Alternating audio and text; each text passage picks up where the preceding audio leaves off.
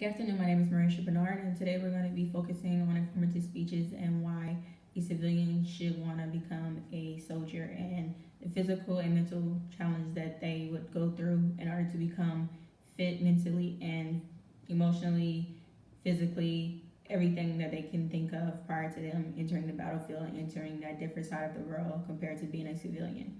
So basically, we're going to really focus on the who, what, when, where, and why, and like I said, this is how a civilian becomes a soldier. So I challenge you guys, especially just maintaining that physical and mental state of mind. Challenge you guys to want to push yourselves to take that next step if you decide that you wanted to join the army. So here is my two-dimensional. I pretty much created out some worksheets on just physical training and what you need to get in order to prepare yourself to join the army, and the standard that is normally kept for us, like as if the activities, what type of push-ups, how many push-ups, how many miles of running that you should do, movement drills, preparation drills, anything you could think of that's just going to get yourself ready for that. So my quote that I always use, and it's by Eric Thomas, and it's, if you want to succeed as bad as you want to breathe, then you'll be successful. And I choose that quote because no matter how hard things get, when you're physically working out, when you're mentally pushing yourself, you gotta really, really want it. And you have to push yourself and question yourself, how bad do you really want it? And I always use that quote because if I want to succeed as bad as I want to breathe, I'm gonna push pretty hard just so I can achieve that goal. And that's kind of what I use for my soldiers to get them motivated in the mornings. It's always that quote, like, hey, how bad do you want it this morning?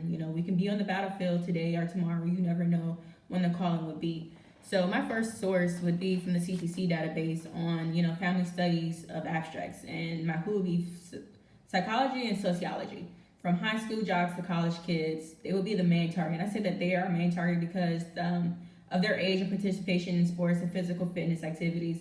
So from that age group, they're statistic-wise are more in shape prior to older people or people that's been out of college that that hasn't really done any type of physical training over the years. The source is by Youth and Society, June 2010, by Trotman Kelly. This is really focused mainly in the United States. And like I said, that was my first source. My second source would be the Health Watch. Who would be the leaders, such as military, leadership education, physical activity, and effects. And my when would be definitely, of course, this is a study in the United States. And why would be my physical education and leadership training. The source by that would be Jared Daniel, and the source is Consumer Edition. And I choose that one because physical activity is examined as a means to facilitate leadership education and training. So say I'm a leader, I'm in a leadership position. I want to keep my soldiers mentally and physically prepared. So I gotta, make sure I'm in that state of mind, and working out works best for me. And like I say, following through with my activities, I kind of motivate my soldiers because I know they look up to me once we're on the battlefield, what to do, and I'm expected to bring these soldiers home alive. My third source would be the Military Personnel Health Networks, and this focuses on education of physicians, which was in September of 2016. This was really focused in Florida, but mainly, of course, the United States. And my why would be physically fit and mentally fit, taking on leadership roles on and off the battlefield, as stated from my previous source. And this one would be by Van Dyke, and the source is from Health Networks. So for an example, I can say any situation as if I'm just deciding, hey, I want to join the Army.